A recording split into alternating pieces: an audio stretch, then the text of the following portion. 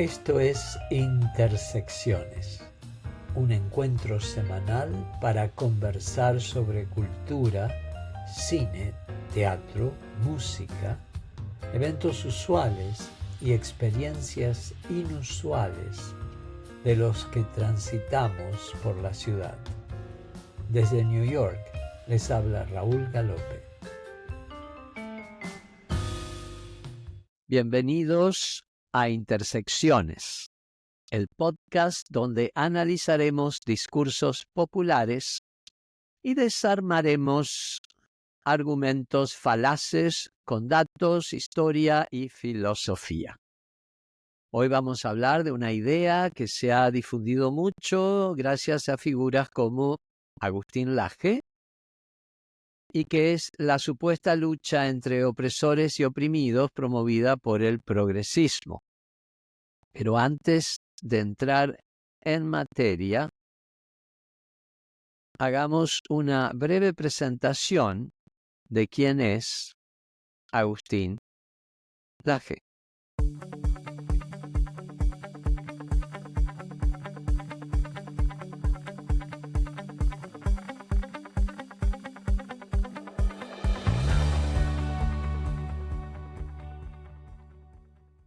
Laje es un politólogo, escritor y conferencista argentino, conocido por su postura conservadora y su fuerte crítica a lo que él llama ideología de género y marxismo cultural.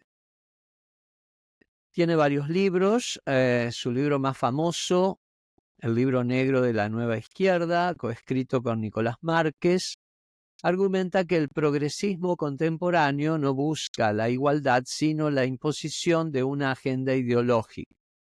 Ha participado en debates y conferencias a nivel internacional, donde se ha posicionado como una de las voces más radicales contra el feminismo, el antirracismo y las políticas de inclusión. Es joven, muy joven, nació en la ciudad de Córdoba, Argentina. Hace poquito cumplió años, es del 16 de enero de 1989. Y desde muy joven se interesó por las ideas políticas, llegando a ser columnista de importantes medios nacionales a los 18 años. Realmente una persona muy inteligente, muy capaz, y por eso me parece importante traerlo a nuestras intersecciones. Lo que me motivó a llevar adelante el programa de hoy fueron dos cosas. Bueno, primero, que la semana pasada hice un programa sobre feminicidio y tuvo mucha aceptación, hubo buenos comentarios, hubo muchos likes, pero también hubo un par de don't like, lo cual es algo que uno espera porque obviamente es un tema que puede traer, ¿no es cierto?, su controversia. Y me pareció importante aclarar, ¿no es cierto?, de alguna manera profundizar un poquito en esta idea, ¿no es cierto?, de cómo muchas veces los argumentos inteligentes se construyen desde falacias. Y eso es precisamente lo que quiero ver hoy. Ahora, ¿qué es una falacia?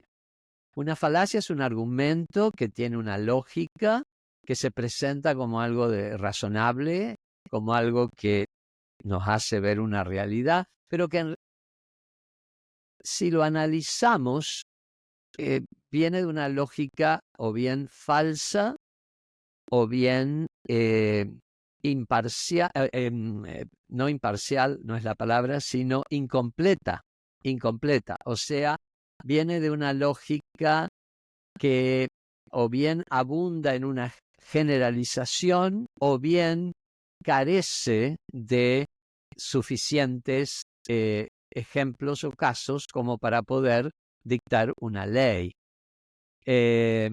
Entonces, ese tipo de falacias que ya venían desde los griegos y que, bueno, hay muchísimas, se siguen utilizando en política para ganar un argumento o para convencer a un público de que algo es verdad, cuando en realidad no es totalmente verdad.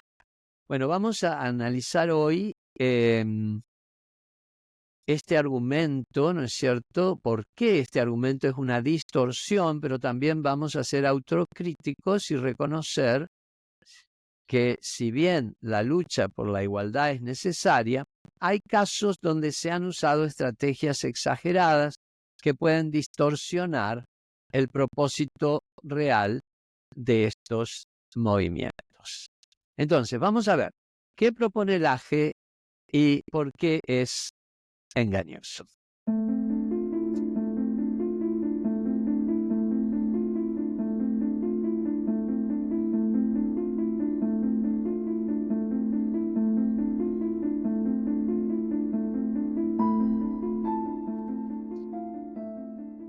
Vamos a escucharlo al AGE. Voy a traer algunas citas de un reportaje que él concedió a El 12, que es un canal de televisión abierta, líder en Córdoba.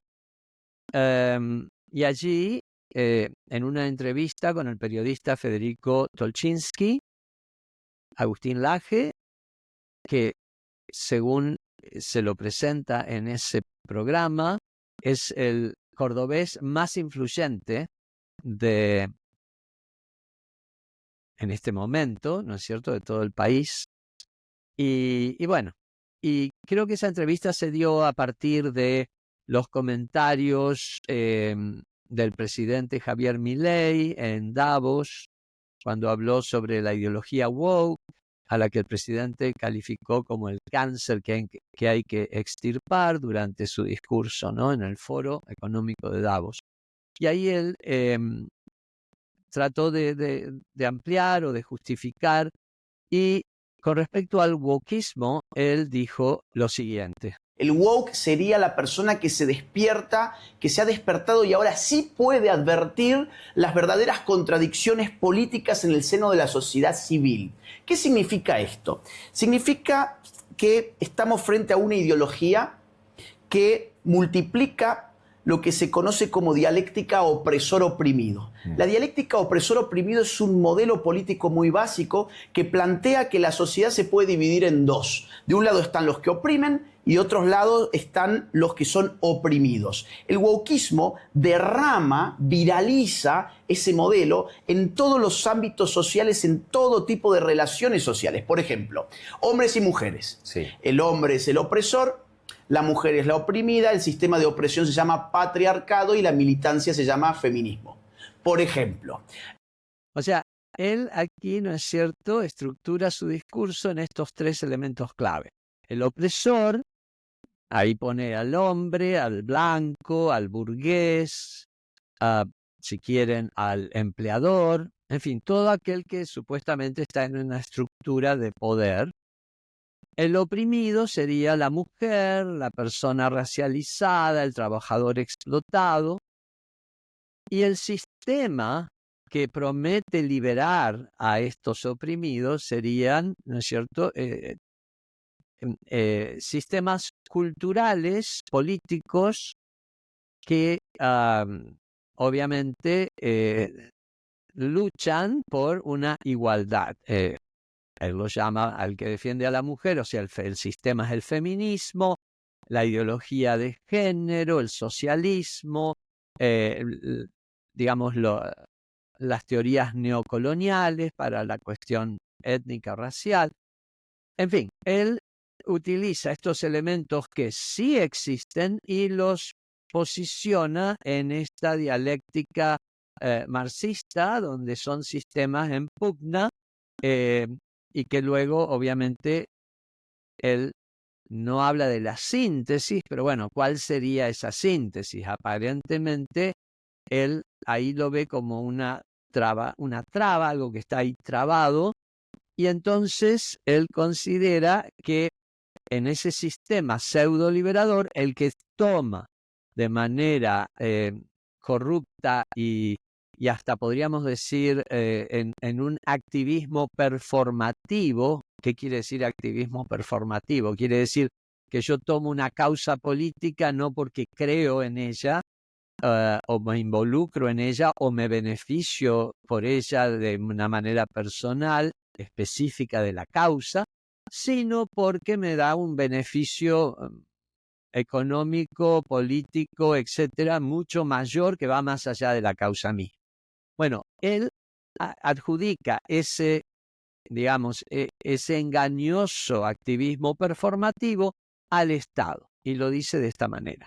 ¿Quién va a salvar a las minorías? ¿Quién va a salvar a los oprimidos? Los políticos, el Estado. Ahí viene el asunto, la genialidad del discurso de Javier Milei. Decir, oigan, el wokismo en realidad es una coartada de la casta política para que las minorías reclamen la salvación al Estado. En lugar de pedir, por ejemplo, igualdad ante la ley, lo que piden son privilegios disfrazados de nuevos derechos que el Estado debe conceder a expensas de las mayorías. Déjame ponerte solo un ejemplo. Dale.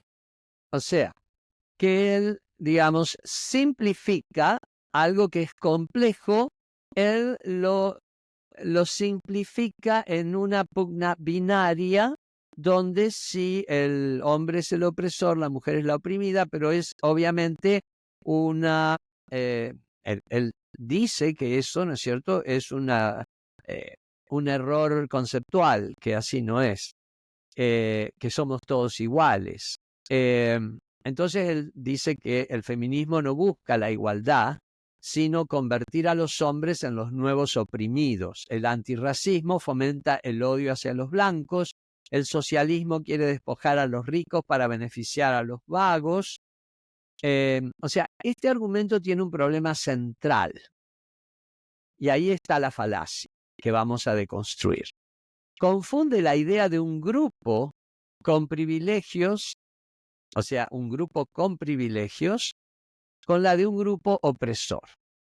O sea, no se trata de culpar a individuos, sino de reconocer estructuras desiguales. O sea, cuando hablamos de el hombre como opresor, no, el hombre no es opresor. Puede haber alguno que sea opresor, pero eso no quiere decir que todos los hombres son vistos como opresores por el progresismo. El hombre, el varón, el ser humano heterosexual, ¿no es cierto?, de sexo masculino, tiene privilegios en la sociedad, o al menos los tenía. Y si no, veamos ejemplos. O sea, el hombre puede...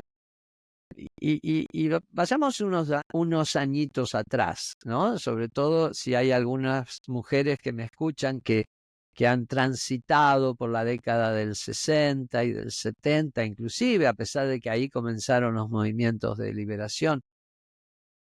El hombre podía ir al cine solo, la mujer no estaba bien visto que fuera sola al cine, el hombre podía llegar tarde, podía... O sea, es más, aunque ahora la mujer pueda salir sola, siempre hay en la mujer, por una cuestión, ¿no es cierto?, cultural o una cuestión de evidencia, siempre está esa idea de que, uy, estoy en una zona peligrosa, me siento incómoda, no me siento bien aquí. Siempre está ese miedo o esa sensación de que necesita una cierta protección. ¿Por qué es eso? Eso, bueno, podemos entrar en otros análisis e inclusive traer especialistas para que nos aclaren eso. Pero es una evidencia. Yo he escuchado muchas mujeres que dicen que ellas siempre sienten, aunque puedan salir solas, pero siempre sienten que tienen que mirar hacia atrás a ver quién viene caminando. Mientras que un hombre no tiene generalmente esa predisposición. ¿Y eso por qué? Porque ya tiene incorporado esta idea de privilegio, ¿no? Lo mismo pasa en otros órdenes. Si vamos a lo laboral, el hombre siempre tuvo ciertos privilegios y en cuestiones salariales, en cuestiones de percepción. Vamos a lo racial. O sea, no podemos ignorar que hay ciertos grupos que tienen un privilegio. Entonces, no se trata de culpar los opresores, sino de reconocer que son estructuras desiguales. Y no es culpa de nadie, es culpa de, digamos, esas estructuras. Somos todos víctimas de cómo está estructurado, digamos, nuestra concepción social. Porque si quieren, puedo también defender a ese hombre heterosexual y ponerme en el lugar de él y decir, bueno, la sociedad le da una responsabilidad, o le daba por lo menos, de que era el padre de familia, que tenía que ganar el pan, que tenía que proveer para toda la familia, y que tenía la responsabilidad en algunas culturas hasta de mantener el honor de esa familia. Eso es un peso muy grande también, pero, digamos, eso le daba también estos privilegios. O sea, que mi postura no es de salir de esa binariedad opresor-oprimido, porque ahí está la falacia que divide y que hace que nos pongamos unos enemigos de los otros. Y que esa, si nos ponemos a observar, es una estrategia que han venido usando los políticos, y ahí sí puedo a lo mejor coincidir con Laje, que el Estado o los políticos son los que utilizan esa estrategia, pero la utilizan para la izquierda y la utilizan para la derecha. Entonces, vamos a ver ahora cómo el progresismo realmente entiende la opresión y el privilegio. Vamos a ver qué es lo que tenemos aquí.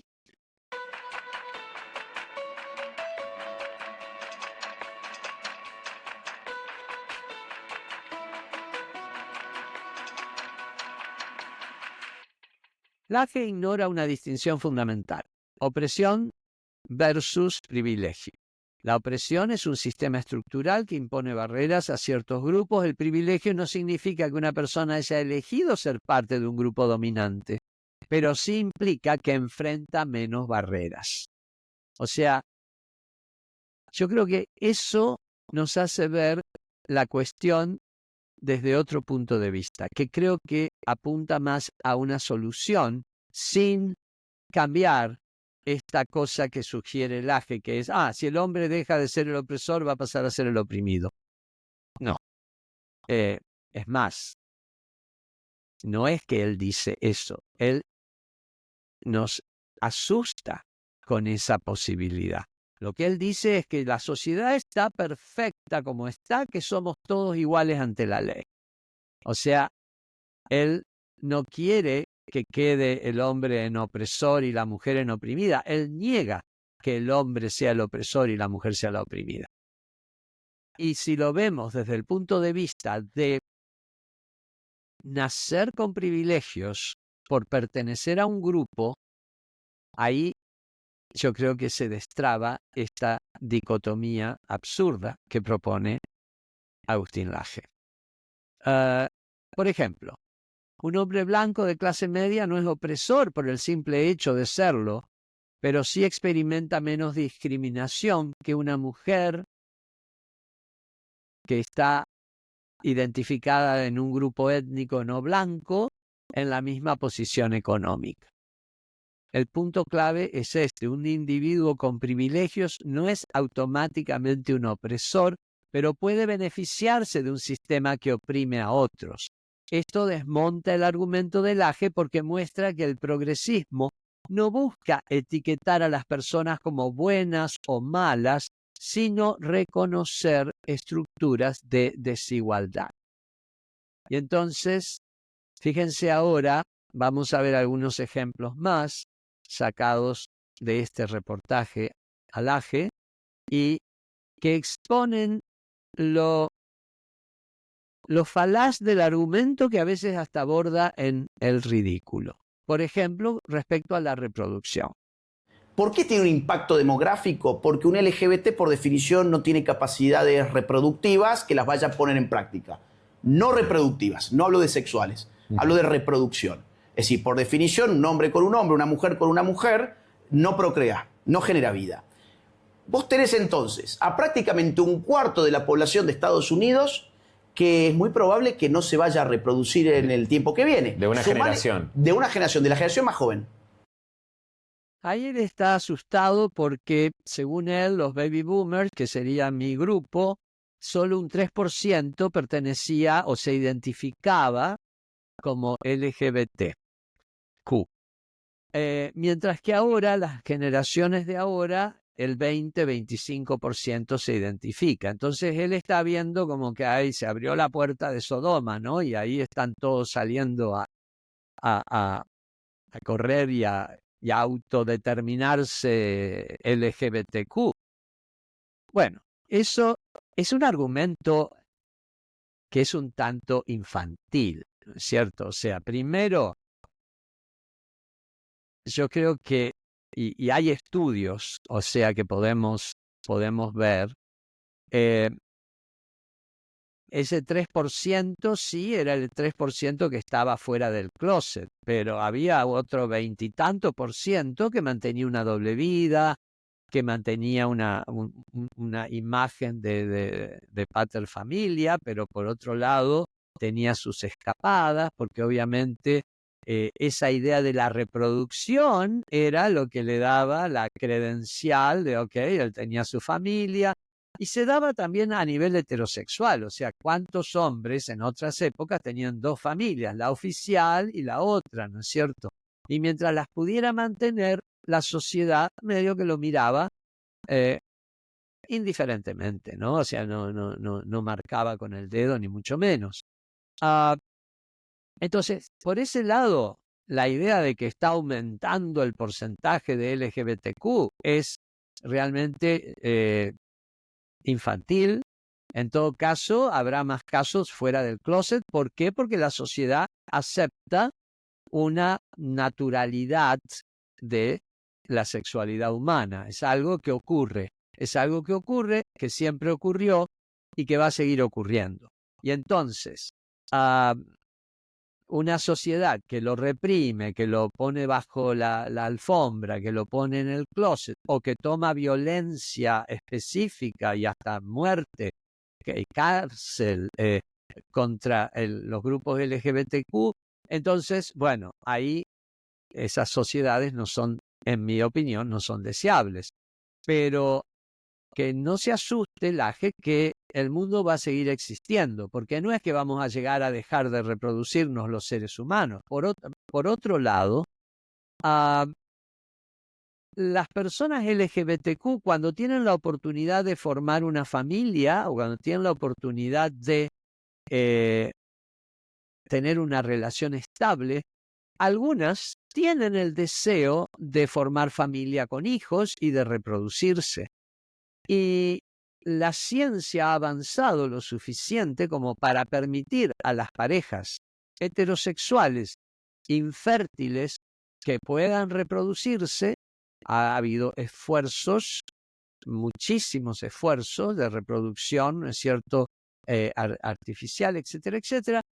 Y bajo un principio de igualdad, que es lo que quiere el AGE, ¿por qué no pasar esos avances científicos a las parejas del mismo sexo? Acá no se trata de la biología me deja o no me deja.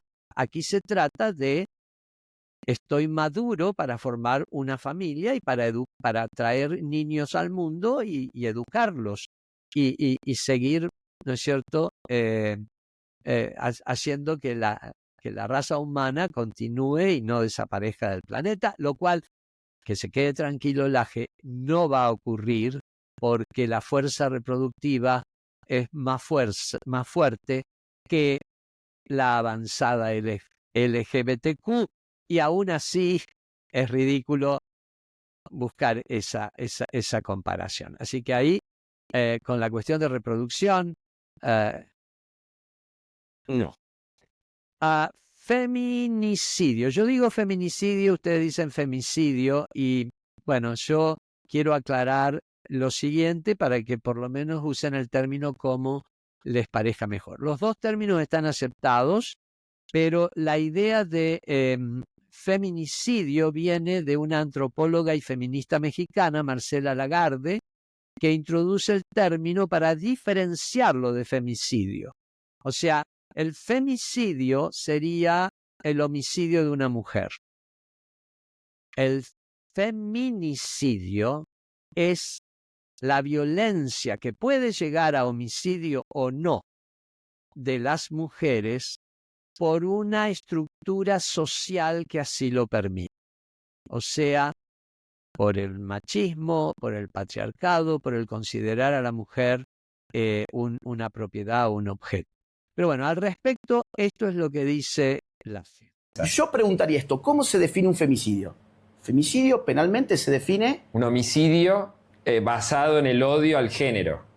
Claro, y lo suelen sintetizar con la expresión matar a una mujer por el hecho de ser mujer. O sea, porque es mujer, hay una especie de odio al género femenino que llevaría al hombre a matar a esa mujer. En realidad, y esto incluso Zaffaroni lo ha dicho, mira que yo no tengo ningún punto de contacto ideológico con Zaffaroni, Está claro. pero el mismísimo Zaffaroni ha dicho que esa era una categoría muy gelatinosa porque era muy difícil constatar que el móvil del asesinato en cuestión era el odio de género.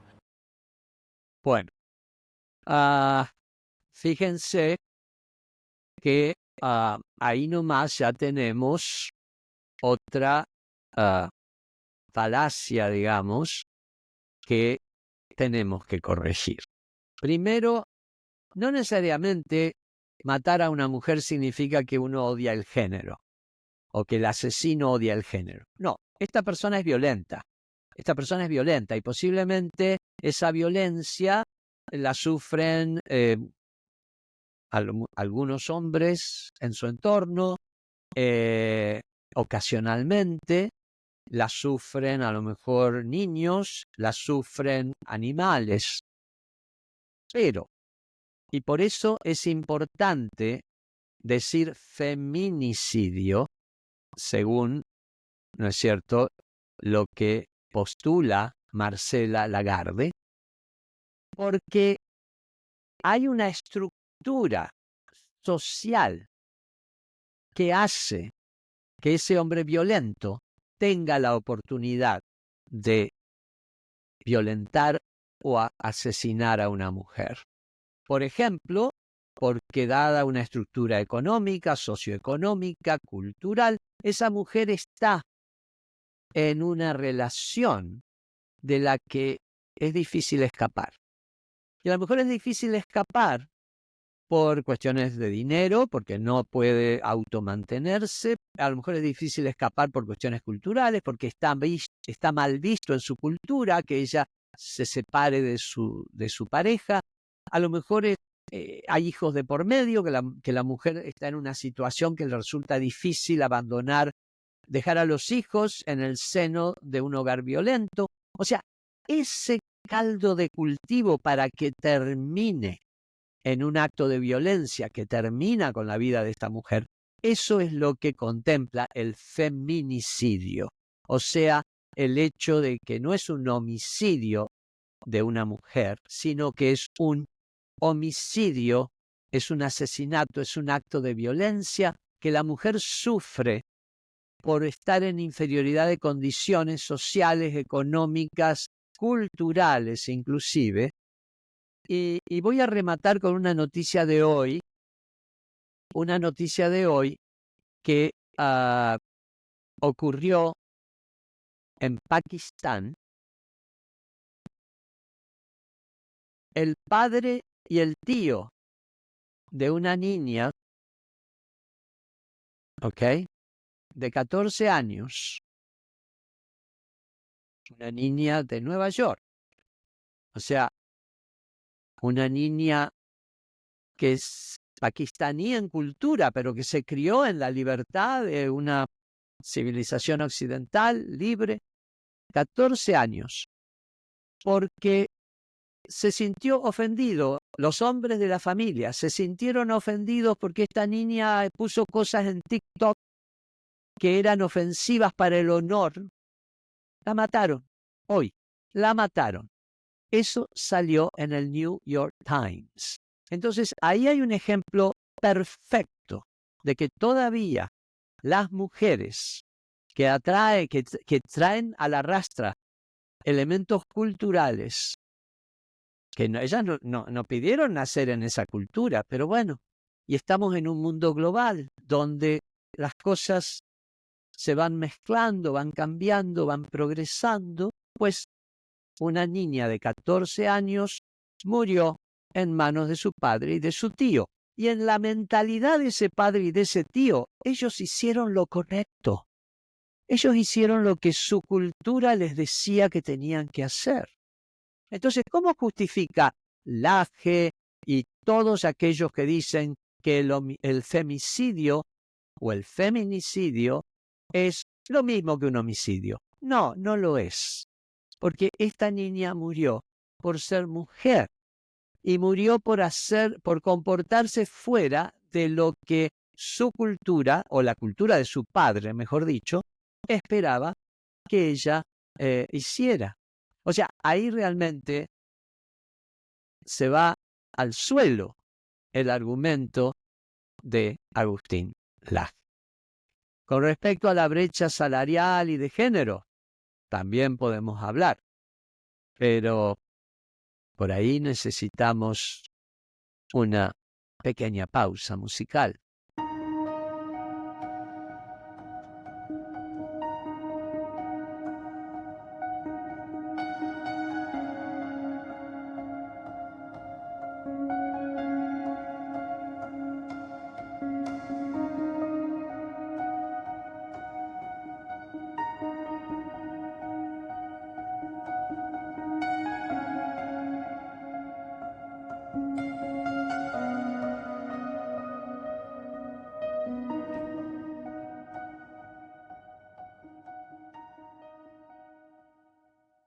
Fíjense lo que dice Laje con respecto a el ámbito laboral. Entonces hay empresas que dicen, ¿sabes qué? Ahora tengo que empezar a seleccionar quiénes van a ocupar estos cargos mirándole los genitales, en lugar de mirando a ver qué han contribuido para la empresa o por qué le veo yo un potencial específico para esto. La verdadera discriminación es esa, no de las que decimos, de las personas que decimos queremos igualdad ante la ley y hacer caso omiso. ¿Sabes qué?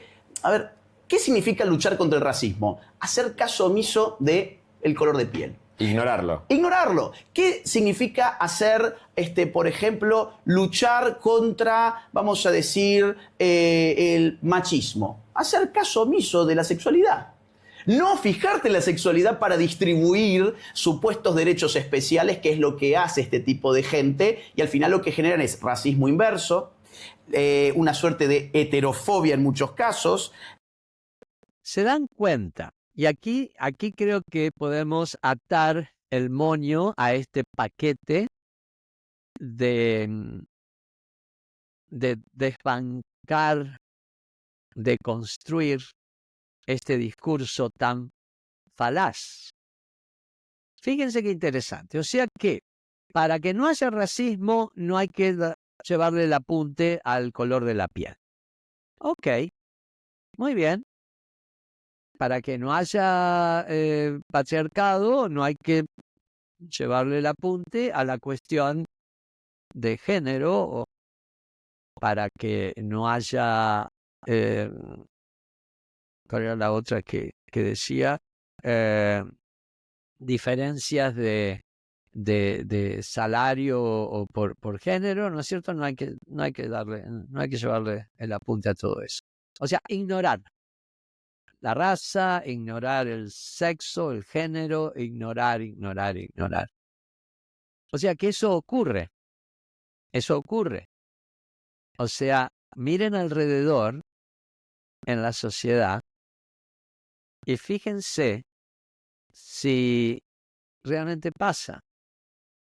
Si no hubiera él está hablando de las cuotas, ¿no? Está hablando de esos porcentajes. Yo coincido, por ejemplo, en que es ridículo que sea un 50-50, ¿no? O sea, marcarlo así de una manera yo creo que sí, que ahí vamos a coincidir en algo. Las estructuras que están tratando, ¿no es cierto?, de obligar a una empresa a que si empleó 5 hombres, que emplee 5 mujeres, esa matemática puede no servirle a la empresa. Además, hay carreras donde hay más competencia de un sexo o del otro, o sea, hay carreras donde se encuentran más candidatos del sexo femenino, hay carreras donde se encuentran más candidatos del sexo masculino. Lo importante para mí es concientizar a la empresa de que la diversidad es importante. No que sean 50 y 50, pero sí que haya una intención de decir, bueno, mira, yo miro acá la mesa de directivos de esta empresa y son todos hombres. Y si hay una mujer es la que toma nota, es la secretaria o la que trae el café. Bueno, ahí algo está pasando en esa empresa. No obligarlos a que haya 50 y 50, pero sí a que tomen conciencia. O sea, a mí me parece que sería mucho más productivo tomar conciencia de el problema y no hacer que desaparezca, porque es como los niños, es un argumento tan infantil, o sea, me tapo, no estoy, desaparezco. O sea, ¿recuerdan cuando éramos niños que venían a buscarnos y nosotros nos tapábamos la cara y así desaparecíamos nosotros, no nos veía nadie? Bueno, eso me parece un argumento muy, muy infantil. Porque existen diferencias sistémicas en el acceso a la educación, a la vivienda, a la justicia, que afectan más a ciertos grupos. Y si vamos a la cuestión del racismo, y ya que él se asusta tanto de la palabra woke, bueno, es verdad, él lo explica muy bien, pueden ver el reportaje, él explica qué es el woke y cómo nació. Bueno, el woke es un movimiento racial afroamericano que viene de muchos años atrás, pero que se reavivó, volvió a la vida en el 2014. ¿Por qué? Porque hubo 2 casos de dos muertes de 2 personas afroamericanas, Eric Garner, aquí en Nueva York, y Michael Brown, en Missouri. ¿Y qué pasó con Eric Garner? ¿Ok? Eric Garner era un señor que estaba en Staten Island, y yo quiero que ustedes entiendan qué es Staten Island. Staten Island es uno de los 5 municipios de Nueva York, ¿no? Manhattan es uno, el Bronx, Queens, Brooklyn y Staten Island. Y de todos esos municipios, esos boroughs, como se dice en inglés, Staten Island es el que está más anclado en una cierta mayoría, no quiero decir supremacía, pero sí voy a decir mayoría blanca. Y blanca de lo que aquí se llama blue collar, cuello azul, que significa el trabajador obrero no profesional. El profesional es el de cuello blanco, ¿verdad? Este es el operario, ¿ok? Que aparentemente es un grupo que también tiene una cierta uniformidad cultural, si queremos decirlo, que es observable. Y en ese lugar, en Staten Island, este señor,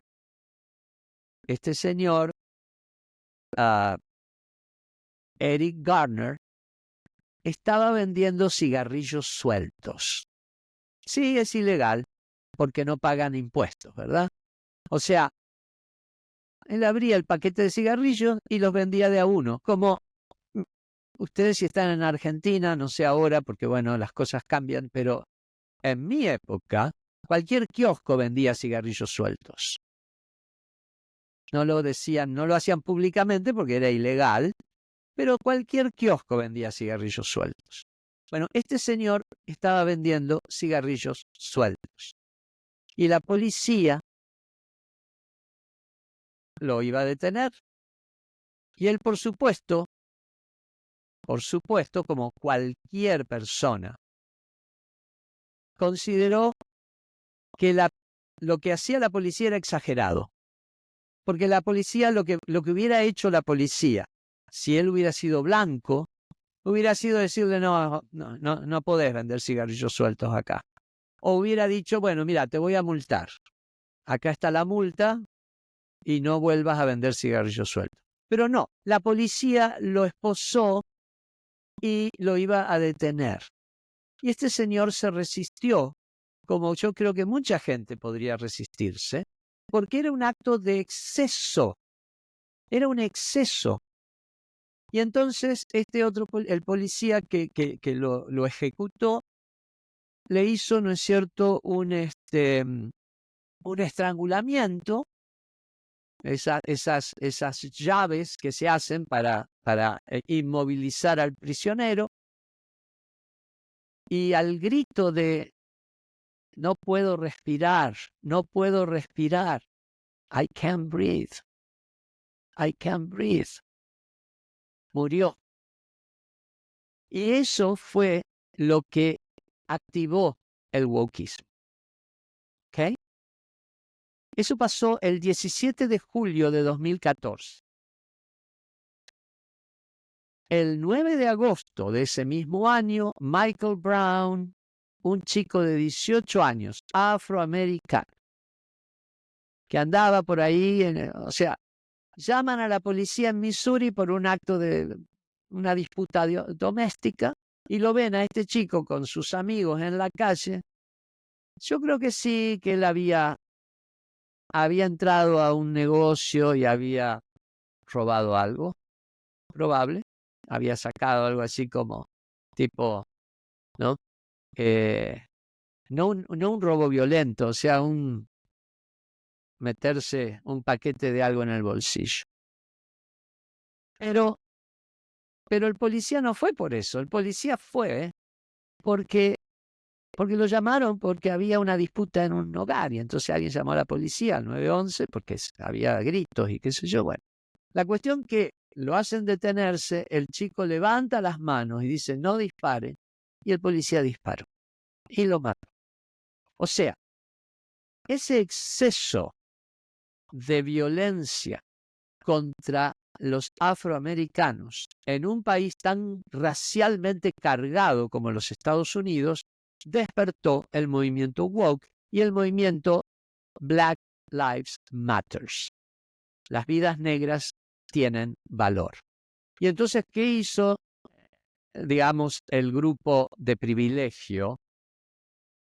Empezaron a decir, todas las vidas tienen valor. Es verdad, todas las vidas tienen valor, pero en ese momento y en ese contexto, que las vidas negras tienen valor significa que también tienen valor. Significa que aparentemente la sociedad parece que matar a un negro es algo fácilmente realizable y encima, como en estos casos, los policías, sobre todo en el caso de Michael Brown, quedaron impunes. Entonces, cuando uno dice que las mujeres importan en el feminicidio, no está diciendo que los hombres no importan o que las mujeres importan más. Están diciendo que la sociedad está dando muestras evidentes de que aparentemente no importan tanto. Y ahí es donde yo disiento con la G fundamentalmente, porque yo creo que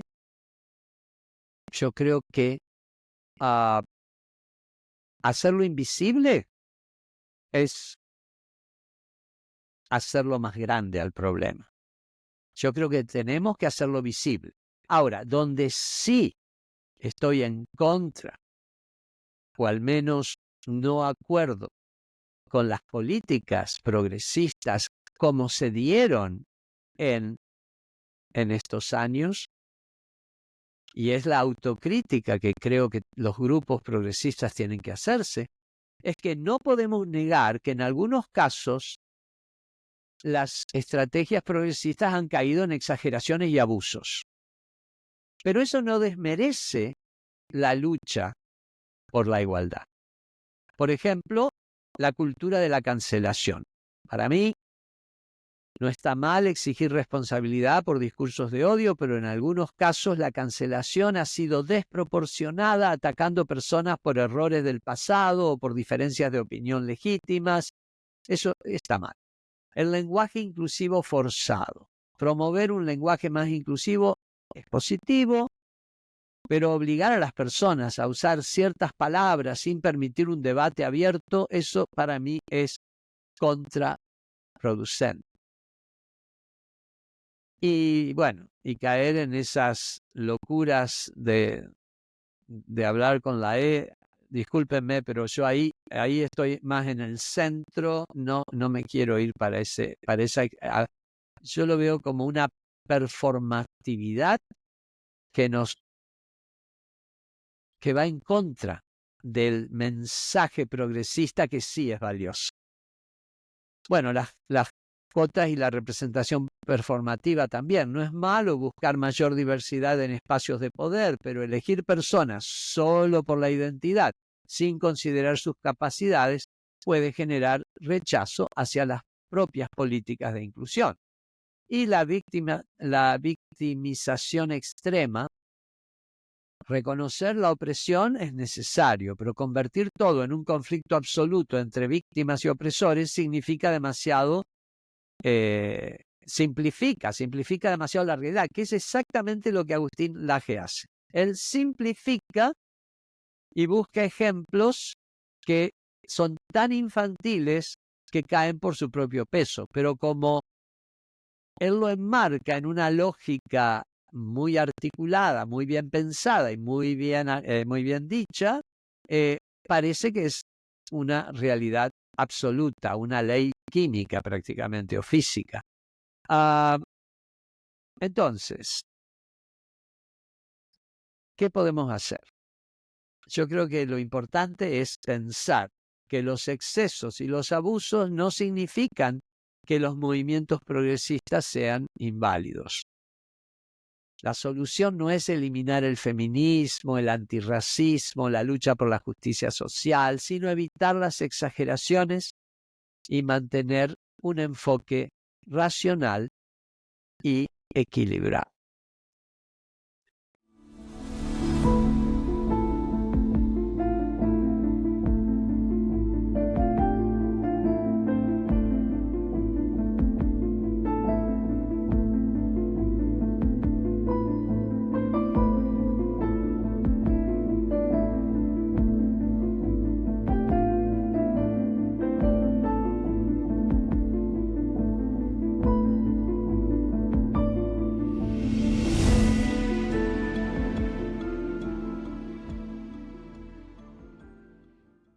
Lo que el progresismo busca no es una guerra de opresores y oprimidos, sino reducción de desigualdades estructurales, acceso equitativo a derechos y oportunidades, corrección de injusticias sin necesidad de demonizar a nadie.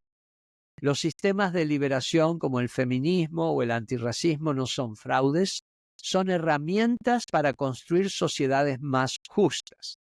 O sea, no echemos por el suelo esos sistemas y la lucha de todas las personas que a lo largo de la historia dejaron sus vidas y tuvieron situaciones límites para que podamos nosotros beneficiarnos con esos avances culturales. Tampoco pongamos a todos en la misma bolsa. Yo creo que ahí, de la misma manera que reconocemos que los discursos ultraconservadores como los de Agustín Laje, bien articulados, pero ultraconservadores que nos llevan a mediados del siglo XX, con suerte, si no antes. Si bien esos discursos son totalmente falaces, también tenemos que ver que los discursos progresistas que no se nutren de una verdadera vocación por ese cambio, ahí también los tenemos que desechar. O sea, no hay nada mejor que luchar por los derechos que debemos conquistar desde nuestra propia posición frente a esos derechos. Yo, por ejemplo, por dar un ejemplo, si fuera millonario, ¿no es cierto? Bueno, yo podría dedicarme a la filantropía y a la beneficencia, a la filantropía sobre todo, o sea, a crear fundaciones para que los menos privilegiados se beneficien de la suerte que yo he tenido en el mundo de poder estar en una clase económicamente privilegiada. Un poco lo que hace Bill Gates, ¿no es cierto? Que tiene fundaciones y que tratan de mitigar la pobreza, etc. Ahí yo aplaudo y saludo. Pero si yo soy millonario porque me enriquecí de manera dudosa y lo único que salgo es a alentar, digamos, un discurso de odio o a tratar de buscar más gente que me siga sin abandonar mi posición cómoda económica, ahí yo empezaría a sospechar. Los que tienen que movilizarse son los que realmente necesitan el progreso económico y no los que lo tienen y de sobra. De esos que esperen filantropía, pero no liderazgo político. Bueno, entonces, ya para terminar, creo que hemos visto cómo Laje usa la falacia o una falacia para presentar el progresismo como una estrategia de división. Y precisamente él es el que está usando esa estrategia de división. Confunde privilegio con opresión, ignora desigualdades estructurales reales, exagera los errores del progresismo para deslegitimar sus objetivos. También reconocimos que algunas estrategias progresistas pueden caer en excesos. Entonces, ¿cuál es la solución? La solución no es erradicar el progreso, sino corregir sus excesos sin perder de vista el objetivo de la igualdad. Y aquí los dejo. Si les gustó este episodio, bueno, ¿qué les pido? Les pido que se suscriban y que lo compartan. Porque creo que es importante razonar y multiplicar este razonamiento, porque no es un razonamiento que divide, no es un razonamiento que ve en el otro un enemigo, es un razonamiento que quiere que todos entremos en la percepción de que con muy pequeños ajustes, sin sacrificar demasiado, sin cambiar demasiado, podemos mejorar el mundo en el que vivimos. Y me despido con un tema musical cuyo título viene a cuento para lo que estuvimos hablando. More Than One Way to Go Home. Así se llama. O sea, más de una manera de llegar a casa.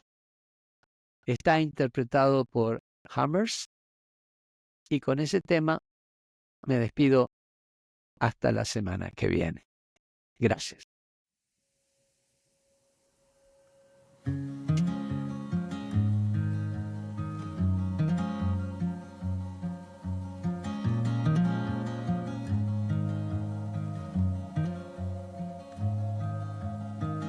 I'll put my light in a bottle,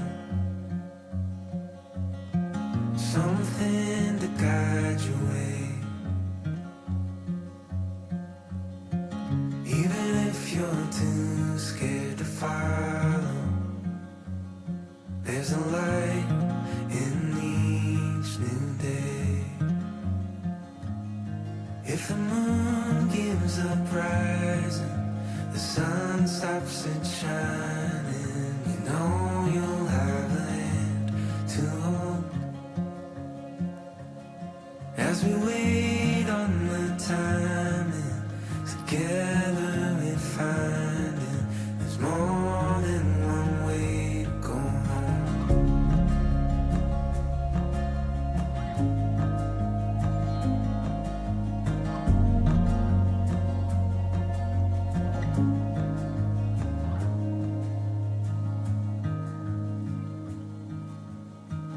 I know you're tired of this pattern.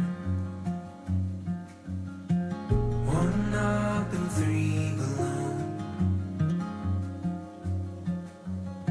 When you're chasing after what matters, your heart knows where to go.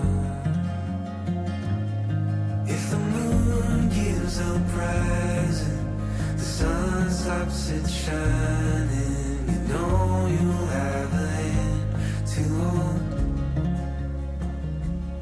As we wait on the timing, together we find it. There's more than one way to go home.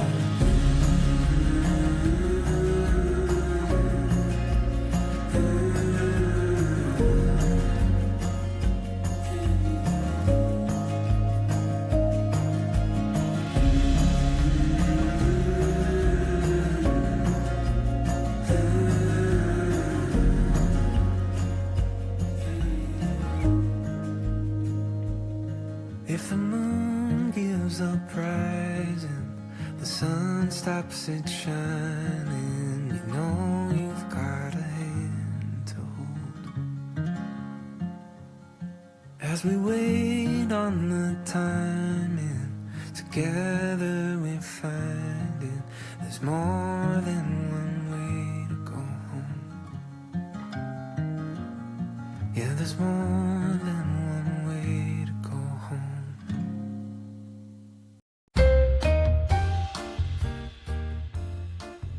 Aquí concluyen nuestras intersecciones de hoy.